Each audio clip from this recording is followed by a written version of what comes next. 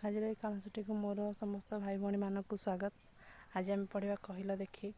तो कहल समस्त जेजेबापा अच्छा आ समस्त अजा अच्छा। हाँ ताहले समस्त अजा अच्छा। आज आम पढ़ा कहल देखी से अजा विषय आज आम गोटे गीत पढ़ा।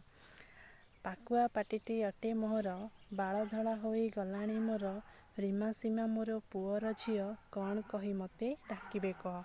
तो रीमा सीमा तांको पुअर झील ताहले से कौन डाकिबे जेजेबापा। जेजे डाकिदेले रीमा सीमा को कथाए पचारे आस पाखकू धरमा तमर बापार भाई ताकू कौन डाक दियो बताई।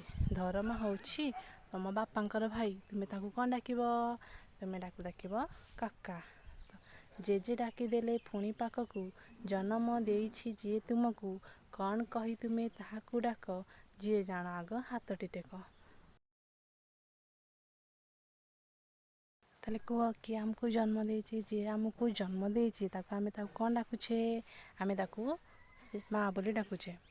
तापर देख मार भौणी मार भाई डाक तुमे ताकू कौन कही तांको बापा माँ तुमर कौन जी कहब से सुनाटी जान। मार भौणी की तुम कौन कहूछ मार भौणी की माउसी। मार भाई की कौन कहूछ मार भाई की मामू। तो से माने कौन हेले से माने हमर कौन हेले ना मामू आउ मौसी। तांको बापा माँ तुमर कौन जी कहब से सुनाटी जान। ताको बापा हमर कौन हेबे तांको बापा माँ हमर अजाई हेबे। तो ये गीतटी को भल भाव पढ़ा और ये गीतटी को मन रखा पर आम परवर्ती कालांश यार प्रश्न उत्तर करवा। रखुची धन्यवाद।